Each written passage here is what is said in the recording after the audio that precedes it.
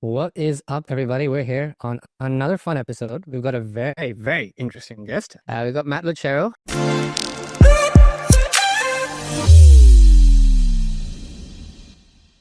He runs an incredibly successful agency. He knows everything that you need to know in terms of creating copy, systems, and growing the business efficiently in the agency side in a very, very competitive space. Yeah, so I think a few things. First, just look at what you can delete. That's probably like the biggest thing is just like what can you get rid of that you think that's important that you're doing more so than hiring a team member has and having a process in place. So like once you delete everything, then get someone in who can help you with that, who's smart and competent and capable. We're going to close this one over here because I think the next one's going to be more exciting because you're a data-driven person, as you said. You can have eyes, but if you don't know where to look, you're just as blind as a blind person. So I think it would be important to understand what you use to measure what goes left and what goes right. What is up, everybody? We are back again for another episode with Mr. Matt Lucero. If you are curious as to why we're wearing the exact same clothes as the last, is while you have seen this 1 week later, in true interstellar format, this happened about 2 minutes after the last episode. To quickly catch up on Matt, he runs an incredibly successful agency. And we've been very grateful to work with him across how he scaled his business as one of our partners with Smartlead.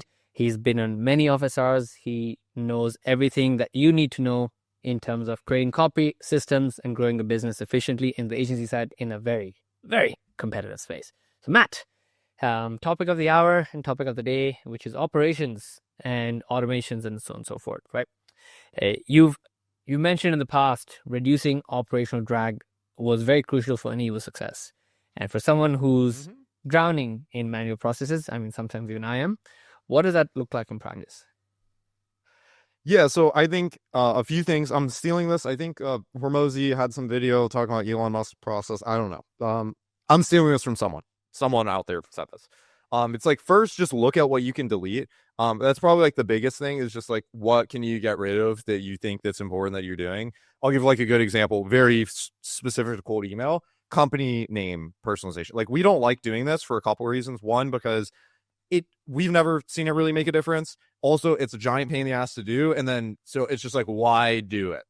It's like, there's a lot of things where you need to like look at what is it? The first question to ask is like, why are you even doing this thing? And then if it's not relevant or people don't care about it, which a lot of people don't care about a lot of things, stop doing it. It's probably the easiest thing you can possibly do to get rid of half the stuff that you're doing. One big hurdle that I had when I was starting my agency is I'd take a bunch of unqualified sales calls, which in the beginning, you gotta do it. You gotta talk to kiss babies, say yes to everyone. But the reality is that like one of the biggest things to help free up my calendar, allow me to grow, is just increase the qualification funnel. And now, what do you know? I got a bunch more hours a day where I can think clearly. So, yeah, it's just do the process a bunch of times, figure out what doesn't work, stop doing that. And then automations, I think I've talked about this in the past, but like I'm a fan of automating things when need be, but at the same time, like I haven't had an automation save me a insanely substantial amount of time, more so than hiring a team member has and having a process in place. So like once you delete everything, you realize all the things you need to do, you want to distill that out to as low of a thing as you possibly can, then get someone in who can help you with that, who's smart and competent and capable. And then now you got 40 hours a week back instead of saving like a couple hours. And then, they not only just the time, but like the mental they can do the thinking for you. They can help you out. And that's where like hiring killer people really comes in. It's like Smartlead wouldn't be Smartlead without the team, and we wouldn't be where we are. I am fully with you on that. It's never one man show or one woman show. You have to have people who are able to do that, and you need that thinking power, how much ever you want to call it, right? With you with that on that. So now let's jump into something that you mentioned, like with respect to using SL. You are using Smartlead as one of your core platforms, but you've also integrated into Apollo and maybe even a bunch of other tools as well, verification product, other sending products, whatever it may be. The modern tech stack, I know that changes probably since the time I recorded this video. There'll be like 50 other products that have launched. So how do you think of each layer of the stack? What does Smartlead handle versus something external and so on and so forth? Yeah, I would say like the core three is like Apollo, Smartlead, Clay. Apollo for a lot of data, Clay for cleaning up the data and making it look pretty, and then Smartlead for the sending. I would say like that's the core three. There's a huge long tail of tools we use on that back. We use Airtable, we use Close, I could like pop open all these tools. There's a zillion of them, but like fundamentally, you need data. You need a tool to send it. And then Clay is like a, Swiss Army knife. We do a zillion things. And a lot of what Clay does is just like integrate so I don't have to list off those 50 other tools. I can press like 2 buttons, then run the whole tool and then move on to the next. Fair enough. So like orchestrate. Follow for getting a lot of data. It Clay orchestrates information from one place to the other. Yeah. Exactly. Makes sense. Yeah. Okay. Lovely. Simple answer. I was expecting something a little more complex, but comes to showcase, I think, in relevant piece to the previous conversations we've had, even from the first chat, we've spoken of, which is, you just did the hard grind, right? You did what you wanted. You did had to be done, and automation was not premature. You automated what was once you tried. Then I think people tend to go down this path of I'm going to automate everything when I do.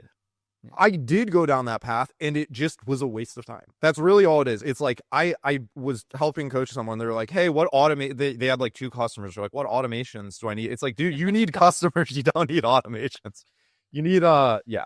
I love that. I love that you said that. Like, this was back in the day when I used to run the agency, and they're like, "Oh, but we want a scalable architecture, and we need security." I'm like, "You wish you were good enough to get hacked. Like, just get." Just get a customer first. Yes. Then we worry about your account getting hacked. Like, that's not the priority right now. So just. No one wants to hack you. You don't have anything to be hacked. Yeah. Like, you wish you were as important enough. Once you get there, of course, be prepared for it. But come on, start to walk. Order of operations. Yeah. Cool. This is an important one. Agencies go through this more than anything else because you're sort of in the aggregator side, right? Domain and inbox strategy. If you're in pretty much make or break, because that's kind of how it's. Is that one of those brain things for me is like mailboxes are not mailboxes for people like us. Mailboxes are just a mechanism to get your message across. And when you treat it as that, it becomes very transactional. But also it gets very difficult to manage at the scale that you're at, right? So how do you currently approach buying mailboxes, warming them, rotation? When do you think is good enough to drop it? How long do you warm it for? I know these changes every single day, but any sort of general fix? Yeah, of course. So for purchasing mailboxes, I think and this is of general consensus, my opinion has changed on this with time, is to like start to use resellers more. Reason why is because it just makes the process so much easier, and all like managing at scale is just a nightmare. And then also at the same time, they get the boxes for cheaper. And after split testing it, I didn't see any substantial difference between buying directly from a provider. And that was like the nail in the coffin as I ran the test. I didn't see a difference. Some people might differ. If you have different results, I'd be happy to see them. I'd be happy to get any sort of squeeze of results, but like I've looked through that. And so that's the first process on that piece. We typically see more consistent, not necessarily better results, consistent results with the Google or Microsoft. SMTP seems like it's good, but there's a fair amount of variance. It's like, up and down. In a lot of cases, we've seen better results, but then we've also seen worse results. And so Google and Microsoft are more consistent. In terms of domain purchasing, buying, we haven't seen a difference. The registrar, we like the cheapest ones you can get. Which one? In terms of like account structure, Namecheap, doesn't matter. Dynadop, Workfun, Spaceship, which I think is owned by Namecheap. Again, I haven't seen it.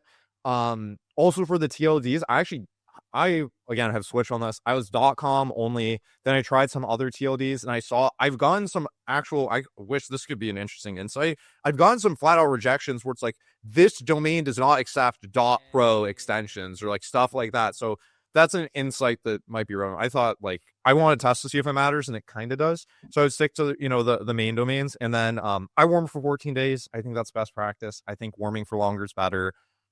I don't know if the cat is out of the bag and someone has some crazy splits. I'm very data driven, and so I'm just making assumptions based on the data that I've seen. But in short, I would say it's a pretty standard setup. Like if you're watching this channel, you'll probably see a bunch of other podcasts with a bunch of other guys. I don't think what we're doing is like particularly out of ordinary. No weird hack over there. Just sometimes simple is good. Yep. Yeah. And then we rotate out whenever we see like warm up scores decline. I like warm up scores as a good metric because Smartlead sends very like non-spammy warm up stuff. And so if it's landing in spam with warm up text, then like your cold text is. I see you're that's like my on that angle. I see. Okay. I actually never seen it that way which is fair. You're like, if the warm up score is low, then your sales score is going to be way lower because this is just general like office copy and like straightforward stuff or general conversation. Yeah. If you're saying safe messages and your stuff's landing in spam, like if you send cold messages, there's like a way higher chance. And then it's not or end all be all, but it's a very high correlation I'll say Fair it enough. like that. Because we actually tend to, flip the other way around at times where we don't use it as an indicator, but it seems like not only you, but we even got like Eric Losky, who also does the same thing where he actually depends on the warm-up score a lot more. So that's very, very good to know. Now, on that front, Yep. when you're managing multiple clients in their campaigns, there will be some form at times, unfortunately, happens, cross-contamination between domains. How do you make sure that is maintained in elegant ways with like a very elaborate G sheet or Airtable? And how do you maintain that really across the board at all points in time? Yeah, we used to, and that was one of the reasons that drew me to Smartlead in the first place is like tagging.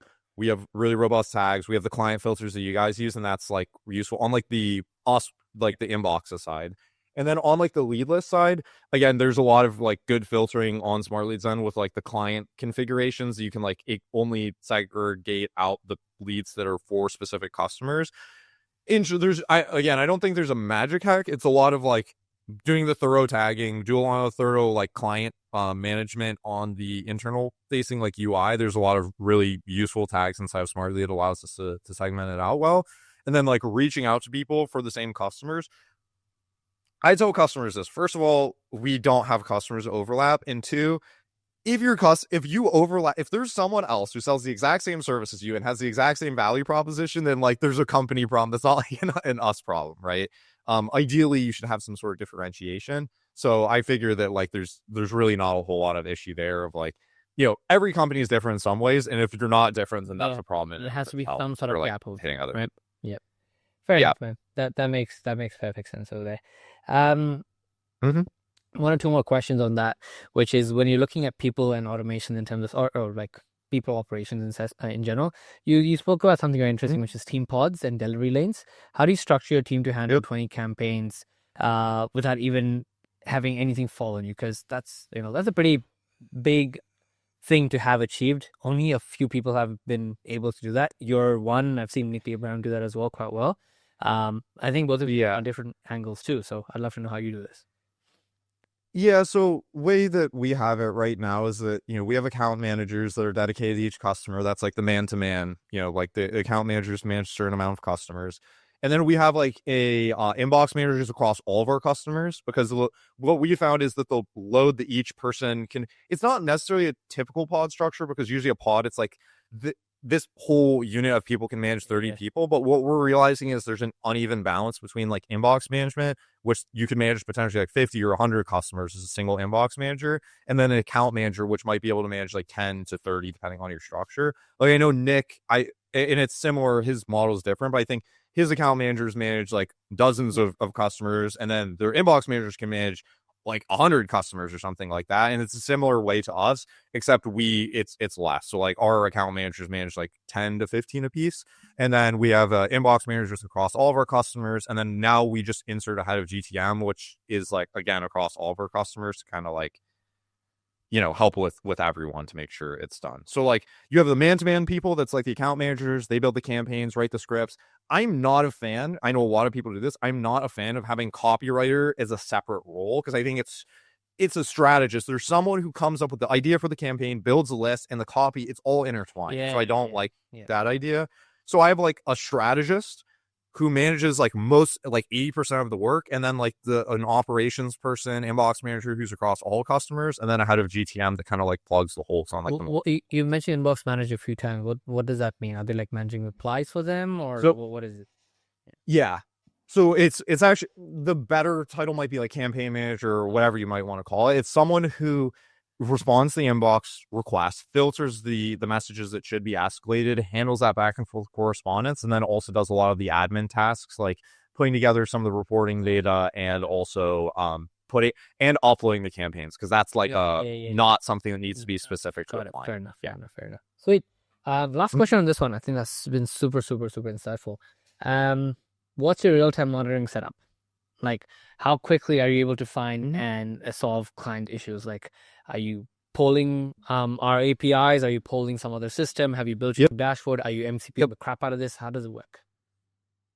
Yeah, so we're not MCP yet. We'll cross the bridge when we get. We're maybe not as fast as I'd like to be. But on the API side, we use your APIs. We get weekly report data. The reason why so there's some data we do on like a real-time immediate basis, and there's a lot of stuff that we do on a weekly basis. The reason why is because like there's so much day-to-day variance. I don't want to make a snap judgment call based off of like 1 day's worth of data. The main real-time indicators that we need are like when leads run out. So that way we can be proactive with like making new campaigns. We have a real-time indicator for that. Like whenever a campaign runs out of new leads to contact, then we get a reminder. The other stuff that we monitor on a more tight basis, deliverability we also kind of monitor on a weekly basis because we've seen day-to-day dips. And then also it's hard to conflate deliverability with like campaigns aging. I'll keep it simple without like rambling too much here. A lot of the data we do on a weekly basis, just because there is so much day-to-day variance. The stuff that we want to flag right away is whenever campaigns run out of leads, because that is something that like you want to solve urgently. And also inbox responses, like whenever someone responds to a lead. I'm not like, this might differ from a lot of other people, but I've seen too much day-to-day variance where like things will just fix themselves if you just let them run, or that someone's making a judgment call, like your reply rates drop, so you think it's a delivery issue, when in reality it's like the campaign copy went to an email to sequence that like it just gets a lower reply rate, and then you're freaking out. Like there's so much variance. I would say the main things are like if the leads run out on a daily basis, and then also every time we upload a campaign, we're also looking at the warm-up scores, as I mentioned earlier, to make sure we're pulling out campaigns that are like boxes that don't perform well. But we don't see too much of a diminishment in results, honestly, from the setup that we're working. Fair enough. So fair enough. Okay. Yeah. Well, everybody, we've got a beautiful session with Mr. Matt Lucero over here. I think I could not. I was trying to pick like loops and fights with you on that, but I could not actually, because I think it's actually a pretty good breakdown that you've got over there. So we're going to close this one over here, because I think the next one's going to be more exciting, because you're a data-driven person, as you said, and we want to figure out how I want to figure out what data you use, because sometimes it's one of the things, right? You can have eyes, but if you don't know where to look, you're just as blind as a blind person. So I think it'll be important to understand what you use to measure what goes left and what goes right. So with that, thank you, Matt. Have a good one. We'll see you in the next episode. Bye, everyone. Yes, sir. Appreciate you. Cool. All right.